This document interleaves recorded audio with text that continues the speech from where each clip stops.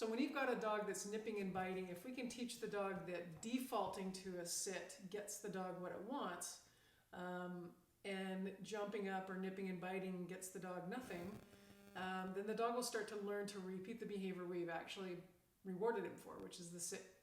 So in that kind of emergency situation when children are getting nipped and bitten and everybody's kind of freaking out and we're screaming and trying to push the dog away, if we actually end up remembering to go back to the sit command because we've set that up and laid a foundation of training for the dog by doing some hand feeding, then the dog will remember, oh, if it sees that hand signal or we give him the sit command, and then that gets the dog into a sit position, it prevents him from doing the nipping and the biting. So it buys us a little bit of time to get a toy and throw it away from us and get the dog to redirect to the toy rather than nipping and biting us. So let's take a little bit of Frankie's kibble, and so I'll show you a little demonstration as to what I mean. So I've got a handful of kibble, and basically I'm just going to call Frankie, come. Frankie, sit. Hand sweeps up. We're going to give him a little piece of kibble. Frankie, okay. Can release him out of his sit. Frankie, sit. Good boy. Give him a little piece of kibble. Frankie, okay. Frankie, come. Frankie, sit. Oh, good boy. Frankie, okay. You can also practice the come command, and just doing it inside the house, you know, in your living room or wherever, 5 or 6 feet away. Frankie, come. Frankie, sit. Frankie's learning the come command. Frankie, okay. The sit command, and to be released out of a sit.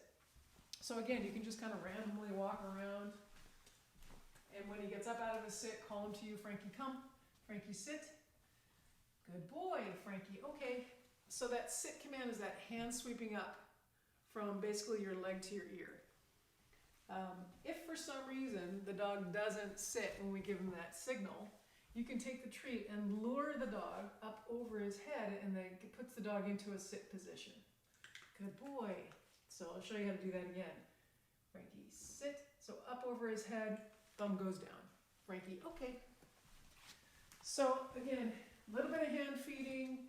If we do it, let's say 10 times in a row, it's going to get Frankie in that habit of sitting rather than jumping up, nipping and biting, bolting out the door.